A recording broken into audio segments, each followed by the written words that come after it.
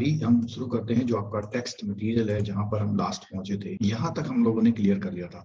यानी कि जो फोरकास्टिंग के लिए जो लाइन आपको चाहिए और उस लाइन को हमने ड्रॉ कर लिया था, और उसका जो अगर प्रैक्टिकल यूज की बात करूं मैं, तो यहाँ मैं थोड़ा सा आपको प्रैक्टिकल समझाता हूँ कि इसका यूज कैसे होता है।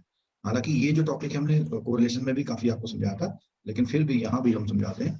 अब देखिए, अगर आपका ये डेटा सपोज कीजिए मिला हुआ है, ये डेटा आपको मिला हुआ है और आपसे आपका मैनेजर सीईओ पूछता है कि ये बताइए कि यहाँ पर y की वैल्यू क्या होगी। तो जो आपकी वो लाइन आती है जिसको हम y is equal to a plus b x बोलते हैं, y is equal to a plus b है, ये लाइन पिक्चर ग्राफिक्स में कुछ इस तरह आएगी मान लिया।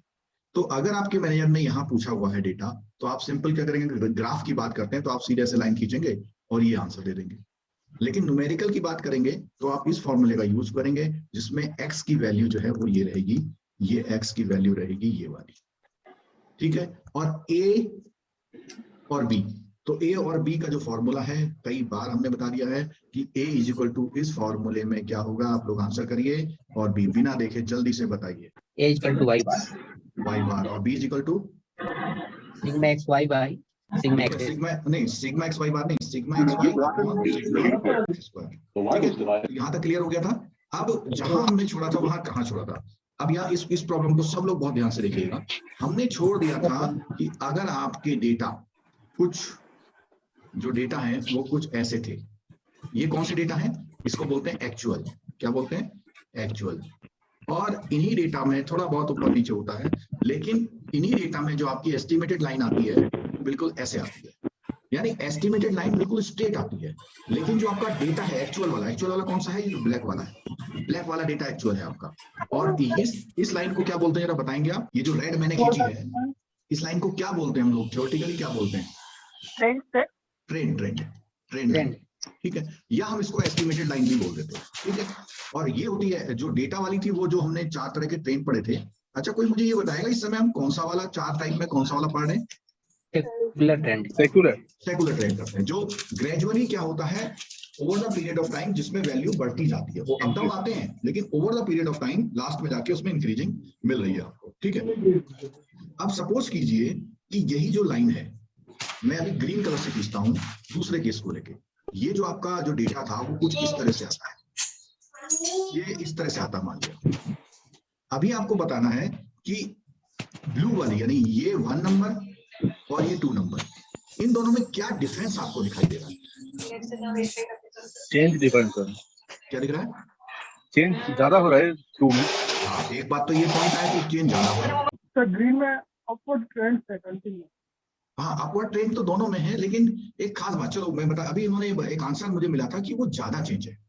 और ज्यादा चेंज के बाद अगर मैं एक और लाइन खींचता हूँ यहाँ पे, मैं लेट्स से एक कोई और कलर लेके, ये रेडिश कलर लेके ये लाइन ऐसे खींच देता हूँ और इसको लेता हूँ 3 नंबर।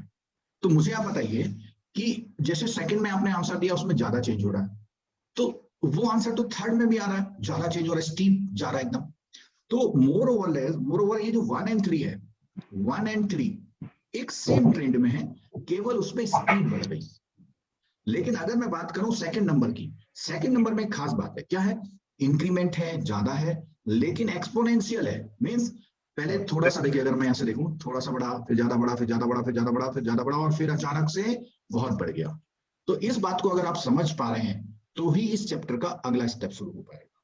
इसको हम बोलते हैं एक तरह से कि पैराबोलिक टाइप का। ये हमारी स्ट्रेट लाइन है और ये हमारा पैराबोलिक टाइप का है, और इसको हम एक्सपोनेंशियल ग्रोथ भी बोलते हैं। डेटा के अगर रिफ्लेक्शन में बात करूं मैं 2 डेटा आपको यहाँ पे देता हूं। अगर डेटा के उसमें बात करूं मैं, यहाँ पे x 20 है, 30 है, 40 है, 50 है और 60 है, ठीक है। 40, 50, 60 का मतलब है आर समझ लीजिए आप, या डे समझ लीजिए, ठीक है। अब यहाँ पे 15, 18, 21, 25, 27।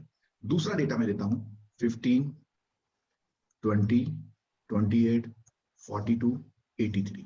आप इन दोनों डेटा को देखिए, ये एक तरह का डेटा है, y1 तरह का, y2 तरह का, और ये x हमारा फिक्स है यहाँ पे टाइम के फॉर्म में।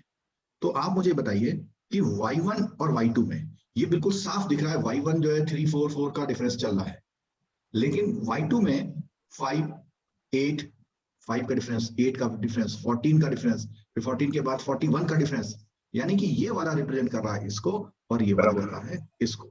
ठीक है, तो दो तरह के क्वेश्चन अब आपके मान रहे हो, सेकुलर, दोनों में ट्रेंड सेकुलर है, means over the period of time आपको ग्रोथ दिखाई दे रही है।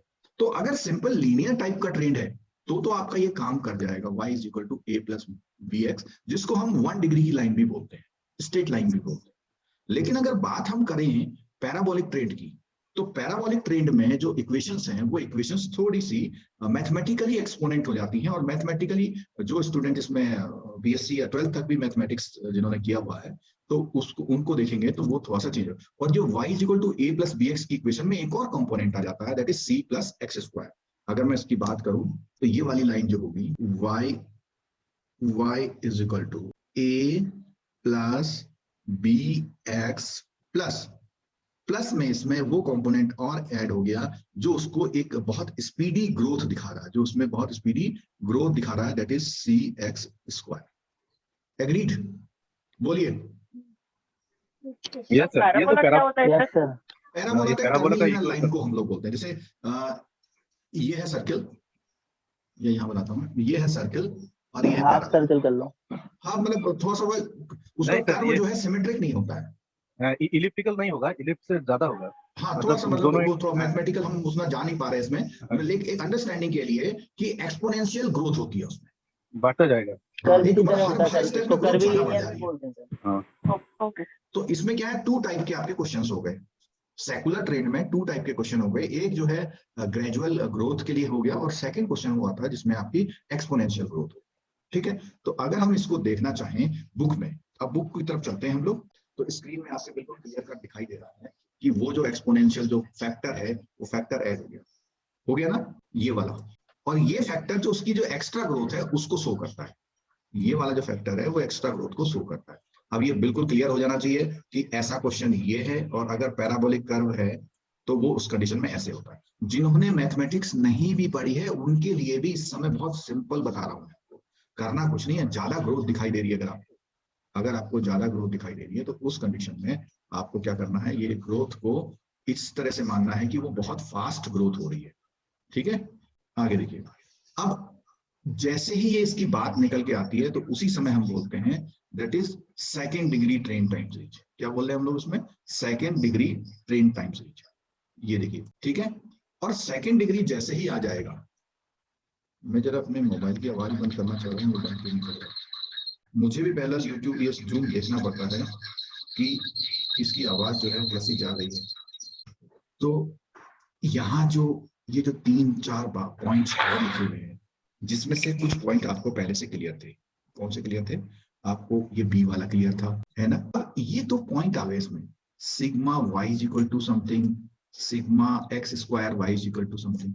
तो मुझे आपको ये बताना है कि ये वैल्यूज कहाँ से आएंगी, सिग्मा y कहाँ से आएगा, sigma x square y square कहाँ से आएगा, आप बता सकते हैं? तो पैराबोलिक इक्वेशन नहीं, वो तो मैथमेटिकल तो ठीक हो गया, लेकिन ये वैल्यू कहाँ से पिकअप होंगी? हाँ, वो जो इक्वेशन लिखे था ना, y equal to a plus bx plus c x square, उसमें तो bx एक्स स्क्वायर का मल्टीप्लाई किया है सर पूरी इक्वेशन में सेकंड में। नहीं, एक्स स्क्वायर का मल्टीप्लिकेशन नहीं है, नहीं तब तो नहीं होगा। मैथमेटिकली नहीं है। हाँ, आप मल्टीप्लाई कर देंगे तो पहला वाला लास्ट वाला आएगा, लेकिन a समेशन एक्स स्क्वायर नहीं आएगा। नहीं आएगा। अच्छा चलो थोड़ा मैथमेटिकल यहाँ बता दूं।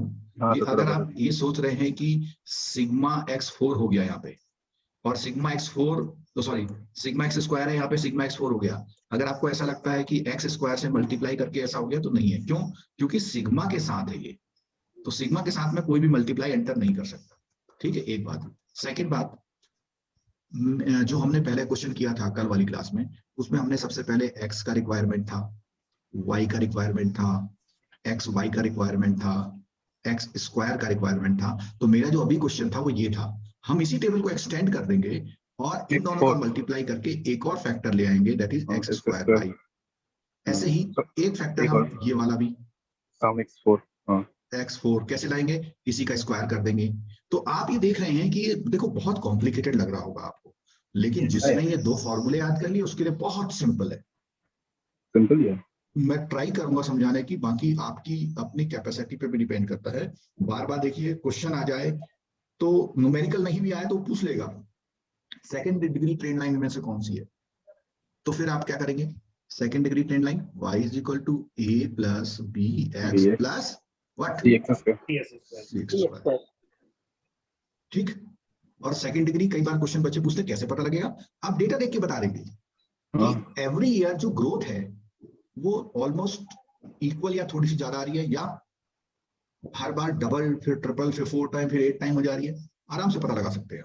ठीक है, चलो अब ये जो टेबल है हमारी, ये टेबल अगर ये क्वेश्चन आता है कौन सा वाला 4 डिग्री वाला, ये सॉरी सेकंड डिग्री वाला, तो आपका टेबल का ये दो फैक्टर ऐड हो जाएंगे और ये जो फॉर्मूला है ये यूज होगा। अब बात करते हैं फॉर्मूला कैसे यूज होगा, तो इसको मैं थोड़ा सा वहां ले जा रहा हूँ आपके पीपीटी पे, पीपीटी जो मैं बना रहा हूँ उस पर ले जाता हूँ जिससे आपको थोड़ा सा समझ में आ जाए।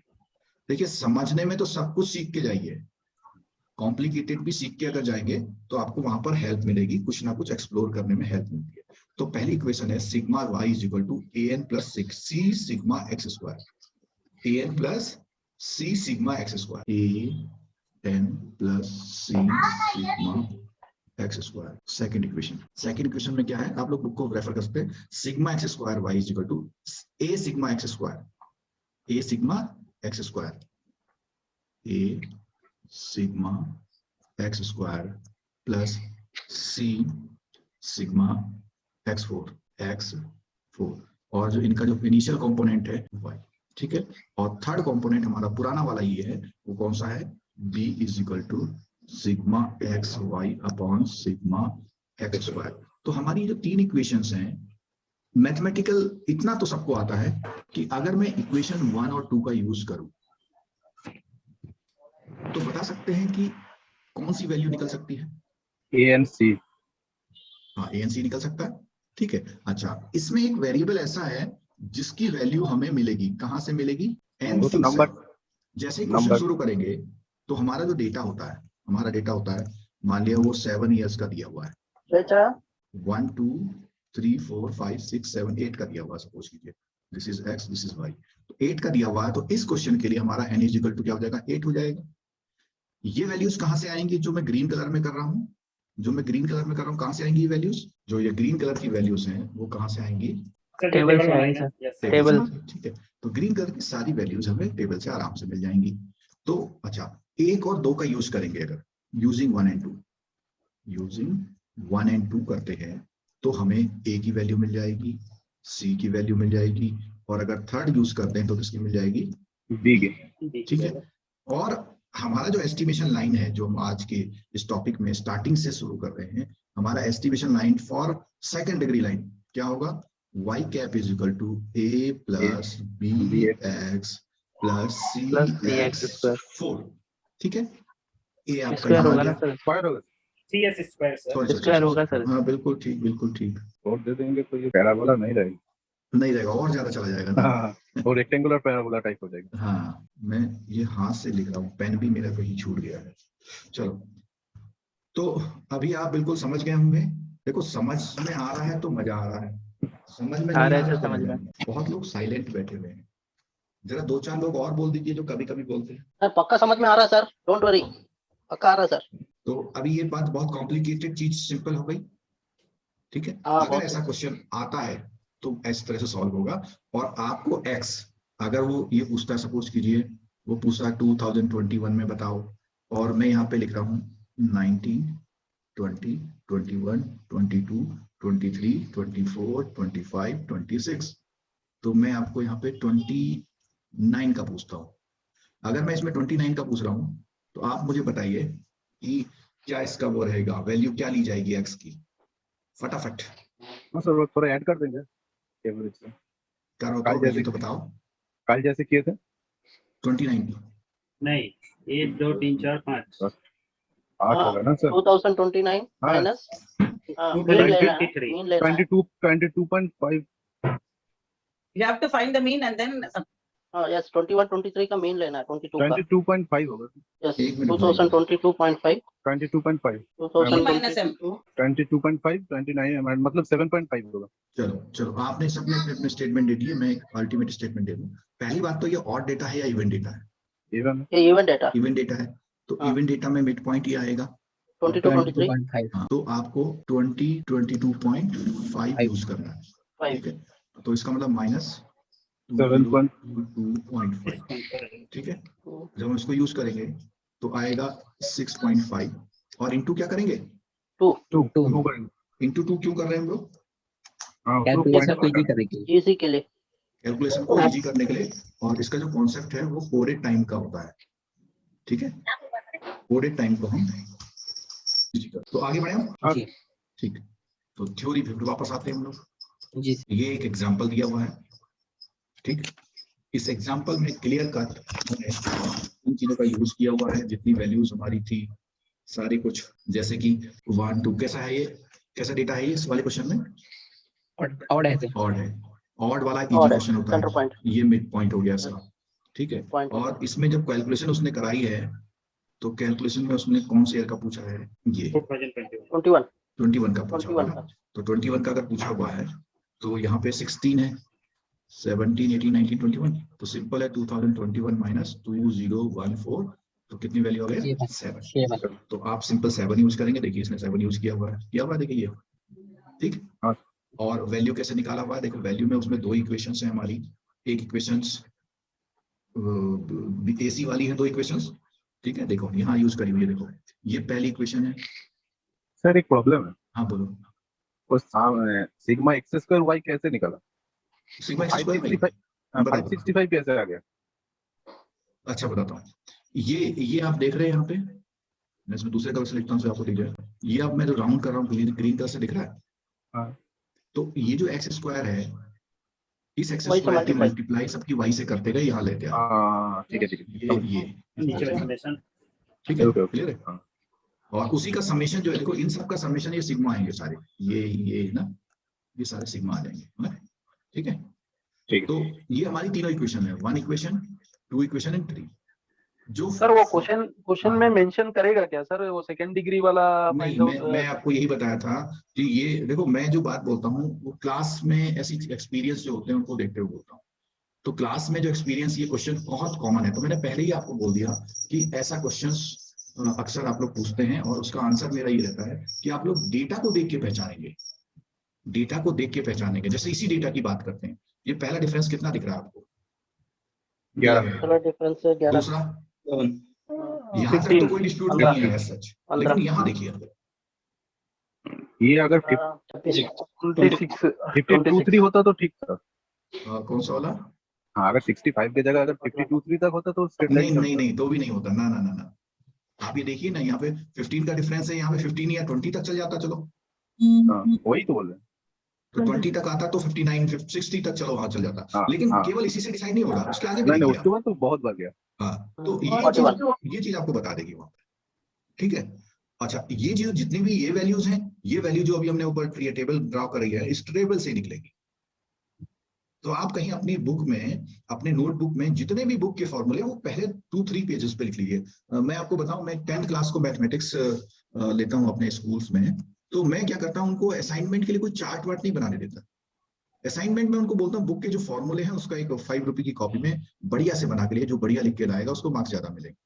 तो वो एक तो उसमें लिखते हैं, थोड़ी देर मेमोराइज करते हैं, कुछ याद होता है, रिवीजन होता है, तो फॉर्मूले तो आप एक जगह लिखे, नहीं है तो चार्ट बना के चिपका दीजिए सामने, ठीक है। अगर मैं आपको एक साथ दे दूंगा फॉर्मूले, कुछ नहीं करेंगे आप, ठीक है। तो इस खासकर से इस बुक में एबीएम वाली में, बीएफएम में भी फॉर्मूले हैं, तो इस तरह आप बना लीजिएगा प्लीज, है।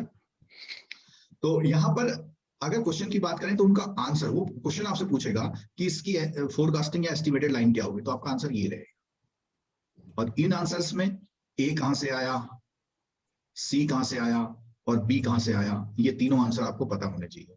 टेबल को आपको एक्सप्लोर करना पड़ेगा, यहाँ पर टेबल एक्सप्लोर करके नहीं बना रखी है। और अगर ये ऑड की जगह इवन डेटा होगा तो वहां पे थोड़ा सा आपकी एक्सरसाइज बढ़ जाएगी, क्योंकि डेसिमल की वैल्यूज आती है वहां पर। क्लियर, ठीक है। ये इस लाइन को वो इंडिकेट कर रहा है कि ये जो आपके डेटा है उन डेटा से ये लाइन मिली है, ठीक है। अब अगर मैं बात करूं, वो आपसे पूछता है कि भाई इस थर्ड वाले पर क्या वैल्यूज होंगी, ठीक है। ये प्लस माइनस समझ में आ रहा है यहाँ पे? हेलो, ये जो प्लस माइनस इस तरह से है, तो एक एग्जांपल उसने दिया हुआ है इस तरह से, ठीक है। तो वो आपका आंसर आ जाएगा। क्लियर हो गया? और जब आप आंसर निकालेंगे तो आंसर का सिंपल तरीका ये है, यहाँ पर x की वैल्यू रखनी है आपको, x की वैल्यू यहाँ पे x स्क्वायर है, तो टोटल इस इक्वेशंस पे ये वैल्यूज करेंगे तो आपका ये एक आपका आंसर होगा, ठीक है। अरे ये तो चाहिए नहीं कह शेषा जी आओ जी। तो यहाँ तक क्लियर हो गया? बिल्कुल, आगे बढ़ते हैं सर।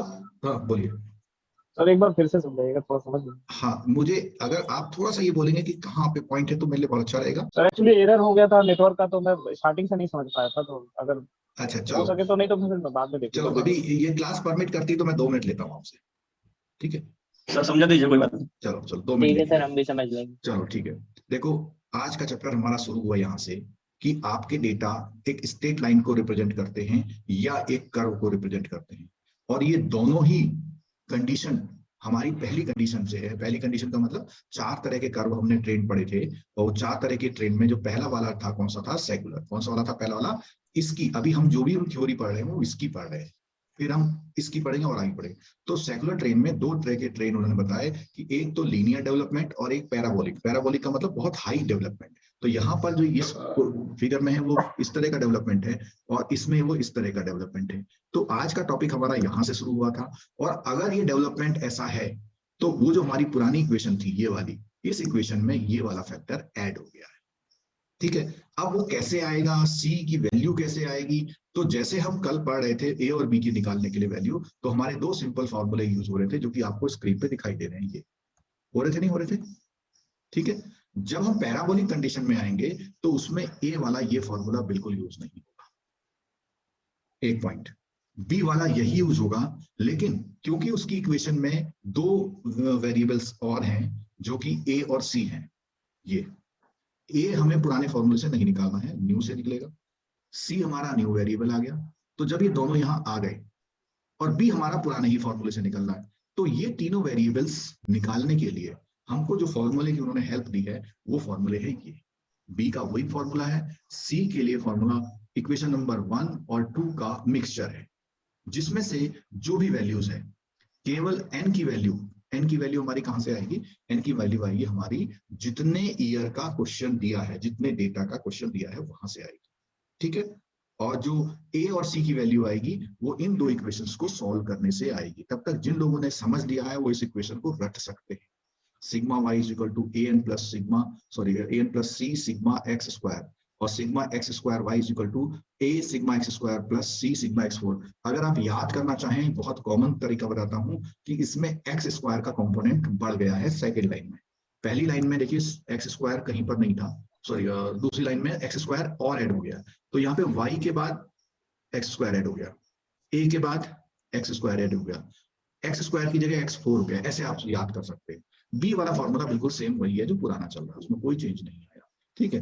अब ये वैल्यूज को सिंपल जैसे एक मैथमेटिकल रिप्रेजेंटेशन से कैलकुलेट करते हैं, उस तरह से मैं ये स्क्रीन पे दिखा रहा हूँ। ये दोनों इक्वेशन को आप यूज करेंगे, पहली 2 इक्वेशन को यूज करेंगे मैथमेटिकल, जैसे लीनियर इक्वेशन 2 सॉल्व करते हैं। क्या होता है कि इसमें आप ऐसी वैल्यू से मल्टीप्लाई करते हैं जो ए और ए को क्या कर देती है? कैंसिल कर देती है, तो उससे आपका सी वैल्यू निकलेगा। फिर सी वैल्यू को आप इसी इक्वेशन में किसी पुट कर देंगे तो ए का निकलेगा। ये इस तरह से चलेगा, तो हमें ए बी सी तीनों की वैल्यू आ जाएंगी, ए की भी, बी की भी और सी की। जब ए बी सी की तीनों की वैल्यू आ जाएंगी तो ये हमारा एस्टिमेटेड लाइन बनता है। इसका हमारा यूज होता है हमारे क्वेश्चंस को सॉल्व करने का। क्वेश्चन को सॉल्व करने के लिए हमें ये देखना पड़ता है कि डेटा जो दिया हुआ है वो लीनियर उसमें है, ऑड डेटा है या इवन डेटा है, ऑड डेटा है या इवन डेटा है। अगर वो डेटा ऑड है तो क्वेश्चन टफ है आसान है? जरा बताएं तो सर। इजी है सर, आसान है सर, इजी है। और अगर वो इवन है तो थोड़ा सा उसमें इनटू 2 एक नया फैक्टर आ जाता है। मैं एक बार उसको पहले उसमें भी दिखाता हूँ, आपके जो बुक में भी दिखाता हूँ कि वो हमने कहाँ पढ़ा था ये चीजें, जहाँ पे ऑड और इवन की बात थी। यहाँ पर जब हमने पहला क्वेश्चन यहाँ सॉल्व किया था ये था। ठीक है, जो पेज नंबर 172। हाँ, और डेटा में कोई भी एक्स्ट्रा काम नहीं है, लेकिन इवन डेटा में ये एक कॉलम बढ़ गया है जिसको हम इनटू 2 वाला कॉलम, नीलो ठीक है, क्लियर है। हाँ कहा नहीं थे। और इस तरह से जो हमारी इक्वेशंस है वो इक्वेशंस बन जाती है। उस इक्वेशंस को हम लोग क्या बोलते हैं, बाई एस्टिमेटेड इक्वेशंस बोलते हैं। क्या बोलते हैं, वो ये बनती है और y cap is equal to, ये हमारी एस्टिमेटेड इक्वेशन बन गई है। इस इक्वेशन के बेस पर हम लोग पूरे आगे के क्वेश्चन को सॉल्व करते हैं, ठीक है। चलिए, तो अब हम शुरू कर रहे हैं दूसरा वैल्यू, जिसमें साइक्लिकल वेरिएशन है, जिसमें साइक्लिकल यानी कि ऐसा दोबारा होगा, ऐसा दोबारा होगा। क्या बात करता है, cyclical variation is a component of time series which tends to oscillate above and below the secular trend line for the period longer than a year। अब देखो, ये क्वेश्चन आपका पूछ सकता है कि which of the point is not relevant with the cyclic variation। तो आप ध्यान रखना, longer than 1 year में ऐसा आता है, यानी 5 साल तक ग्रोथ होती रही, 6 ईयर में डाउन हो गया, फिर 9th ईयर से फिर ग्रोथ चली, 15th ईयर में फिर डाउन हो गया। साइक्लिकल वो चीज रिपीट होती है, ऐसी चीजें, ठीक है। और more than, longer than a period बोला हुआ है, ठीक है। Seasonal variation makes a complete regular cycle with in each year. अब देखो, विद इन ईच ईयर में तो सीजनल है, लेकिन एक साल से ज्यादा पीरियड में कोई ऑब्जर्वेशन है तो cyclical, and does not affect 1 year any more than another. क्या है कि वो आगे को इफेक्ट नहीं करता। Once we identify the secular trend, we can isolate the remaining cyclical and irregular component of the trend। तो कह रहा है यहाँ पर कि जब हम सेकुलर ट्रेंड की स्टडी करते हैं तो उसमें से बीच में, उन सेकुलर ट्रेंडों के बीच में ये चीजें आती है, इन चीजों को हम अगर एलिमिनेट कर दें तो हमारी स्टडी और अच्छी हो जाती है, ठीक है। लेट अस सजो, अब देखो इसमें जो मेथड है, तो पहला मेथड निकल के आता है रेजिडुअल मेथड। कौन से में है रेजिडुअल मेथड, साइक्लिकल में। साइक्लिकल में रेजिडुअल मेथड एक मेथड इन्होंने बताया हुआ है, उस मेथड को हम स्टडी करेंगे। क्या मेथड को स्टडी करेंगे कि जो भी हमारा एक्स्ट्रा पॉइंट है उसको हटा देना, जो नॉर्मल चीज से अलग है। अब मैं इसी इक्वेशन की बात करता हूँ। यहाँ देखिए, इसमें देखो 3 वो दिखा समझा रखे हैं। मुझे आप ये बताएंगे कि ये जो ट्रेंड लाइन है, जो ये ट्रेंड लाइन है, ये ट्रेंड लाइन अभी थोड़ी देर पहले हमारी बात हुई थी, ये ट्रेंड लाइन जो है, ट्रेंड लाइन हमारी एस्टिमेटेड लाइन होती है। बोलिए हुई थी या नहीं हुई थी बात, ये वाली, ये जो ग्रीन मैंने खींची है, ये इसको मैंने ग्रीन कर दिया है, ये हमारी जो ट्रेंड लाइन है वो एस्टिमेटेड है, और उसकी पहचान क्या है, देखिए वाई कैप है या नहीं है, बोलिए। Yes sir. ठीक है। अच्छा, अब मैं बात करता हूँ ये येलो वाले डेटा कौन से, जो येलो दिखा रहा है ये कौन से डेटा है। ये देखिए क्या लिखा हुआ है, graph of actual point. Actual है, ठीक है। तो जो ये ग्राफ है वो एक्चुअल है। अब यहाँ पर अगर हम बात करते हैं, देखिए 2 पॉइंटों की, ये जो ग्रीन वाला है ये तो हमारा एक अंदाजे से निकला हुआ है, लेकिन एक्चुअल कौन सा है, ये वाला। तो वो अप डाउन है, ये क्या है, अप डाउन। ये जो अप डाउन है इसी को रेजिडुअल, मतलब कुछ एक्स्ट्रा चीजों को हटा देना, काट छांट कर देना, ठीक है। जैसे घास होती है, घास में क्या होता है, ऊपर नीचे बड़ी छोटी घास होती है, जब वो कटर आता है तो उसको बिल्कुल लेबल कर देता है, ठीक है। तो उसमें क्या होता है, जो बड़ी घास होती है वो कट जाती है, जो छोटी घास होती है वो उसके नीचे ही रहती है। तो कुछ इस तरह का आप समझ लीजिए, ठीक है। और ये जो ऊपर नीचे हो रहा है, एक ये पॉइंट है, एक ये पॉइंट है, इन्हीं पॉइंटों को हम साइक्लिकल फ्लक्चुएशंस बोलते हैं। ये अबव है ट्रेंड लाइन के और ये बिलो है ट्रेंड लाइन के, ठीक। और है कुछ नहीं, वही देखो लीनियर डेटा दिया हुआ आपको, उस डेटा का उन्होंने पहले ग्राफ निकाला, वो उसको एक्चुअल बोलते हैं। उसके बाद उन्होंने वो वाई कैप की इक्वेशन बनाई, उसको हम ट्रेंड लाइन बोलते हैं, यानी एस्टिमेटेड बोलते हैं। दोनों को वो किया तो प्लस माइनस। अब डेटा में बात करते हैं जरा। रेजिडुअल डेटा में क्या होता है, ये वाई है यानी एक्चुअल है। वाई का मतलब कैसा डेटा होता है, एक्चुअल। वाई का मतलब क्या होता है, एक्चुअल डेटा। अच्छा, एस्टिमेटेड को बोलते हैं वाई कैप। कोई मुझे ये आंसर देगा, ये वाई कैप कहाँ से निकाल के लाए, जरा बता सकते हैं? ये 76 कहाँ से आया इनके पास, बोलिए आंसर। ग्राफ से एस्टिमेट किया, टेबल से नहीं ग्राफ से एस्टिमेट किया हूँ। ग्राफ से भी थी, चलो ठीक है, एस्टिमेट कर सकते हैं, लेकिन एक्चुअली किससे किया, ये इससे किया। यहाँ थोड़ा सा अपना ब्रॉडन हॉरिजन को आपको ब्रॉडन करना पड़ेगा कि भाई जब हमारे पास एक्चुअल डेटा है तो हम एक्चुअल एस्टिमेशन क्यों निकाल रहे हैं? कोई बता सकता है क्यों निकाल रहे हैं? हमें क्या जरूरत है एस्टिमेटेड निकालने की, जब एक्चुअल है तो भाई फोरकास्ट के लिए। नहीं, फोरकास्टिंग तो नीचे का होगा। Find out how much variation is there when compared to the actual. Exactly, बहुत बढ़िया आंसर दिया आपने।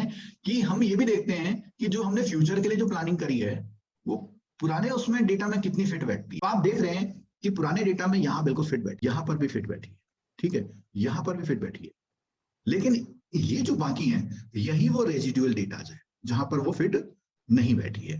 और कहीं पर अप डाउन है, जैसे यहाँ पर क्या है, अप है, यहाँ पर क्या है, डाउन। जो अभी हम ग्राफ में देख रहे थे, यहाँ पर अप है, यहाँ पर अप है, यहाँ पर डाउन है। क्लियर हुई बात? अब यहाँ हमने रेजिडुअल डेटा को परसेंटेज ऑफ, ये आपका न्यूमेरिकल में आ सकता है, सिंपल क्वेश्चन आएगा, वो पूछेगा कि 2012 का परसेंटेज ट्रेंड बताओ, 1 क्वेश्चन हो गया। दूसरा पूछेगा इनकी एस्टिमेटेड लाइन बताओ, सेकंड हो गया। तीसरा पूछेगा 2016 में एस्टिमेटेड कितना है, ऐसे करके वो 5 नंबर का क्वेश्चन बना सकता है। वो ऐसा नहीं कहेगा कि 10th क्लास के एग्जाम की तरह कि solve these question and make out the answer, ऐसा कुछ नहीं बोलेगा, उसमें आपको ब्रेक करे। ठीक है, अब परसेंटेज ऑफ ट्रेंड कैसे हुआ देखिएगा ध्यान से, कि जो आपका एस्टिमेटेड है, इस कंसर्न में आपका ट्रेंड क्या कहता है, आपका ट्रेंड कहता है 98.7%। अब ये जो ट्रेंड है, इसका फॉर्मूला क्या है, इसका फॉर्मूला आपको याद रखना पड़ेगा। ये है फॉर्मूला, यहाँ स्क्रीन पे दिया हुआ है इधर को। अगर मैं इसको सिंपल करूं मैं, तो यहाँ पर ये दिया हुआ है, यानी original value upon estimated value into 100, तो 75/76 इनटू 100। तो डेफिनेटली क्या आएगा, नीचे डिनोमिनेटर जो है बड़ा है, तो वो वैल्यू क्या आ जाएगी, छोटी आएगी, यानी 98.7%। और ये इसका रेजिडुअल है, रिलेटिव साइक्लिक रेजिडुअल, क्योंकि वो 100 से कम हो गया। तो कहीं जहां 100 है वहां बिल्कुल 0 है, जहां 100 से ज्यादा है तो वहां पर प्लस में रहेगा, जहां 100 से कम है तो वहां माइनस में। तो वहां पे एक मिस्टेक जो हो सकती है कंफ्यूजन वाली, आप इसको रिवर्स नहीं कर लेना। हमेशा ध्यान रखना कि फॉर्मूला क्या कहता है, एस्टिमेटेड से कंपेयर कर रहे हैं, एस्टिमेटेड से ओरिजिनल को कंपैरिजन कर रहे हैं। इसी को हम लोग ट्रेंड बोलते हैं, परसेंटेज ऑफ क्या बोलते हैं, ट्रेंड। क्या बोलते हैं इसको, परसेंटेज ऑफ ट्रेंड। तो रेजिडुअल मेथड में परसेंटेज ऑफ ट्रेंड निकाला इन्होंने, कुछ प्लस आया कुछ माइनस आया, ठीक है। और इसको एक्सप्लेनेटरी बात में अगर हम इसको कहेंगे तो ये एक तरह से परसेंटेज है, ठीक है। परसेंटेज ऑफ ट्रेंड में कंपैरिजन है कि वो उसका कितने परसेंट है, और रिलेटिव साइक्लिकल रेजिडुअल्स में उसका 100 से कंपैरिजन है, कम हुआ या ज्यादा हुआ, ठीक है। कोई डाउट है इतने में? है ये सर। सर एक बार और। हाँ, इसमें क्या है कि जो आपका एक्चुअल डेटा है, जो आपका एस्टिमेटेड डेटा देखो कैसे आएगा, जो आपकी इक्वेशन होती है, उस इक्वेशन को यूज करते हुए ये सारे कैलकुलेट करने पड़ेंगे आप, और आप उसके बगल में रख देंगे। बगल में रखने के बाद सिंपल कुछ नहीं है, ये फॉर्मूला है यहाँ पर, बोलिए कोई बोलिए क्या फॉर्मूला है, y/y कैप इंटू 100, ठीक है। तो उससे हमारा ये परसेंटेज आया, जो परसेंटेज 100 से कम है वहां वैल्यू माइनस है, जो परसेंटेज 100 से ज्यादा है वहां पर वो वैल्यू प्लस है। तो आपसे इसी क्वेश्चन में 2012 का पूछ सकता है, 2010 का, कोई भी, मतलब 2-4 क्वेश्चन उसे ब्रेक करके बना सकता है। क्या क्वेश्चन है, रेजिडुअल मेथड, साइक्लिकल वेरिएशन में रेजिडुअल मेथड, साइक्लिकल वेरिएशन में रेजिडुअल मेथड, ठीक है। अब दूसरा मेथड है सीजनल वेरिएशन, जो कि बहुत इंपॉर्टेंट है, और 5 मार्क्स का क्वेश्चन इसमें से कई बार आया हुआ, 5 मार्क्स का इसमें से क्वेश्चन आया हुआ है, ठीक है। आप लोगों के लिए असाइनमेंट ये है, आप सिंपल व्हाट्सएप में करेंगे, पिछले 5 टॉपिक्स के सैम्पलिंग, एस्टिमेशन, कोरिलेशन इंटीग्रेशन और टाइम सीरीज के जितने भी फॉर्मूलाज हैं, वो फॉर्मूलाज लिखिए, हाथ से लिखिए, अगर लिखेंगे तो ही याद रहेगा। वैसे कुछ आप लोगों में से स्मार्ट लोग भी होते हैं जो याद करना बहुत फास्ट करते हैं और मेमोराइज भी होता है, तो जिनको याद नहीं होता तो उनको प्लीज लिखना है, और एक सिंपल पेज में आप लोग वो करेंगे, ठीक है। सीजनल वेरिएशन में आप देखेंगे कि सब कुछ जो हमने पहले किया था यूज वही कुछ होता है। देखो वही चीज दिखा रहा है, इस फिगर को थोड़ा सा देख लीजिए एक बार। इसमें आप बता सकते हैं कि कौन सी ट्रेंड लाइन है, मतलब इस क्वेश्चन में ये वाली ट्रेंड लाइन है या ये वाली, बीच में जो है, हाँ जो बीच में है, जो बीच वाली होती है वो हमारे डेटा को रिप्रेजेंट करती है, ठीक है। और क्योंकि हम सीजनल वेरिएशन की बात करते हैं, सीजनल वेरिएशन 5 साल में एक बार होता है, 1 साल में एक बार होता है, या 1 महीने में एक बार होता है? 8 साल, एक साल में एक बार, ये ऐसा नहीं लगता, एक साल में एक बार, एक साल में ये कभी भी हो सकता है, कभी भी हो Quarter, सकता number है। of times in a year, हाँ कभी भी हो सकता है। देखो सुनो any number of कैसे बताता हूँ, 1 महीने में अगर हम वीकेंड का निकालेंगे तो 1 महीने में 4 वीकेंड आएंगे या 5 आएंगे, तो वो भी हमारे लिए सीजनल हो गया। 1 ईयर में सीजन की बात करेंगे, गर्मी ठंड और उसकी, तो वो भी हमारे लिए हो गया।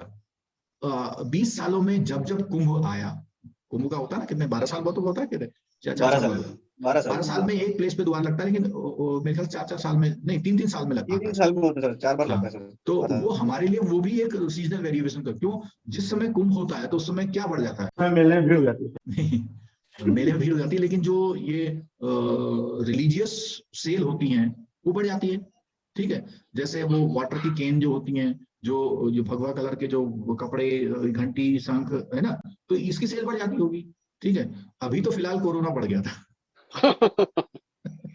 अगर पीछे देखा जाएगा, अगर हम ऐसा कुछ देखते हैं तो जहां पर भी, चाहे वो अभी एक वाला केस था, वो कौन सा, लंदन वाला कौन सा था केस, वो मरकज वाला, ठीक है, तो ऐसे ही, तो ये खाली मैंने ऐसे रिलेट किया, इसमें कोई आप लोग और वो ना लें। ठीक, तो ये जो सामने दिख रहा है आपको, इसमें एक खास बात क्या दिख रही है कि एक रेगुलर इंटरवल पे पीक दिखाई, एक रेगुलर इंटरवल पे ट्रेंड से क्या दिखाई दे रहा है, पीक, और रेगुलर इंटरवल पर भी ट्रेंड से क्या दिखा रखे हैं आपको, डाउन। तो जो एस्टिमेशन करते हैं वो इस लाइन को जब ऐसे करते हैं तो उसमें ये भी ध्यान रखते हैं कि इस पॉइंट ऑफ टाइम पे जो एक्स्ट्रा वाला पॉइंट है, अगर हमने आंसर ये वाला दे दिया सपोज कीजिए, तो हमें फाइनल आंसर के लिए कुछ ना कुछ क्या करना पड़ेगा, उसमें क्यों करना पड़ेगा प्लस, आंसर करिए क्यों करना पड़ेगा प्लस। हमें पहले से पता लग गया है कि हर 4 महीने बाद जो आप सोच रहे हैं उससे कुछ ज्यादा ही जाता है। ऐसे ही अगर आप इस पॉइंट पे निकालेंगे यहाँ पे, तो आपको जो भी आपका आंसर आएगा उसमें से थोड़ा सा क्या करना पड़ेगा, माइनस, क्योंकि आपको पता है कि हर 4th मंथ में ऐसा कुछ होता है। तो ये हम स्टडी करेंगे कल। सर हाँ सर, ये अपने असाइनमेंट के बाद है ना sir, due to network issue voice clear नहीं आ रहा था, एक बार प्लीज बताओगे कि ये क्या आपने जो सर्कल बनाया? बिल्कुल बताएंगे, हम बताने के लिए तो है, बिल्कुल बताएंगे। आप सुनिए दोबारा, मैं ये कह रहा था असाइनमेंट के बाद कि जो ये सीजनल वेरिएशन वाला है, सीजनल वेरिएशन में एक रेगुलर इंटरवल के बाद सेम ट्रेंड दिखता है। रेगुलर इंटरवल वो हमारा वीकेंड हो सकता है, वो हमारे स्कूल गोइंग जो चिल्ड्रन होते हैं उनकी हॉलीडेज हो सकती हैं, वो हमारे शादी के सीजन हो सकते हैं, फेस्टिवल के सीजन हो सकते हैं, या हमारा 20 सालों में जो हमारा कुंभ आता है बीच में कितने बार आया, या हमारे 50 ईयर में जितने बार भी पॉपुलेशन हुई है तो उस समय गवर्नमेंट का बजट कितना इंक्रीज हो गया है, ऐसे करके ये बात। दूसरा हमने ये बताया, सामने जो डेटा दिया हुआ है इसमें जो एक मिड वाली लाइन है, जो मिड वाली लाइन है, मिड वाली लाइन हमेशा फिट लाइन बोलते हैं, जो फिट लाइन होती है, ये लाइन ये बताती है कि जो हमारा ये पूरा ऊपर नीचे का डेटा है उसका एवरेज वैल्यू ये है, और जो ये ऊपर और नीचे का जो ट्रेंड है वो किसी सीजन की वजह से ऐसा है, कोई पर्टिकुलर सीजन, सीजन से मतलब मौसम नहीं है, सीजन से मतलब कोई ऐसी इंसिडेंट जो रेगुलर इंटरवल पर रिपीट होती है, चाहे वो इंटरवल हर 2 दिन बाद हो या हर शाम को हो। ठीक है, तो इस तरह से। ठीक, और ये जो अप एंड डाउन है, ये अप एंड डाउन की स्टडी अगर हम कर लेंगे तो हमारी ये जो एस्टिमेटेड लाइन जा रही है, कोई भी किसी भी पॉइंट पे हम आंसर करेंगे तो हमें आंसर तो ये ग्रीन दिखाई दे रहा है, लेकिन हम ये कंसीडर करेंगे इस पॉइंट ऑफ टाइम पर, इस पॉइंट ऑफ टाइम पर क्या हमें इसमें कुछ प्लस करना है या हमें माइनस करना है। और ये जो है 5 मार्क्स का क्वेश्चन सीजनल वेरिएशन पे कई बार आया है, और उसका मैं एग्जांपल भी देता हूं। जो आपका जो क्वेश्चंस हैं, अगर आपकी बुक में देखेंगे तो बुक में अगर क्वेश्चन देखेंगे तो एक क्वेश्चन जैसे ये दिखाई दे, 16 नंबर दिख रहा है क्वेश्चन, ऐसा ही एक क्वेश्चन 5 मार्क्स का आपका वहां पर आ सकता है। और इस क्वेश्चन में क्या खास बात दिख रही है, जरा जो 4 क्वार्टर की हमने स्टडी की हुई है, इन क्वार्टर की स्टडी में क्या ऑब्जर्वेशन आपके हैं, कोई ऑब्जर्व करके बता सकता है इसमें क्यों ये सीजनल है, आप कैसे कह सकते हैं कि ये सीजनल है? तो ये 4 क्वार्टर 4 पार्ट में दिया हुआ है। हर बार एक चीज आ रही है सीजन का है सर। हाँ, 4 सर, पार्ट हो रहा है, डाउट हो रहा है। सीजनल नहीं प्रूफ कर, 4 पार्ट में दिया हुआ सीजनल नहीं प्रूफ करता, लेकिन ये प्रूफ कर रहा है कि in every 3rd quarter the performance is increased and every 1st quarter comparatively the performance is low. यानी अगर इसका ग्राफ करेंगे तो हम ग्राफ जब हम इसका करेंगे तो क्या करेगा वो, एवरी 1st में डाउन है, 2nd में अप, 3rd में अप, 4th में डाउन, 5th में डाउन, ऐसे करके ये बनता है। तो ये हमें प्रूफ करता है कि this is kind of seasonal variation. तो ऐसा क्वेश्चन वहां आता है तो उसमें नीचे जो 5, 4 या क्वेश्चन दिए हुए ऐसे ही वो पूछ लेता है।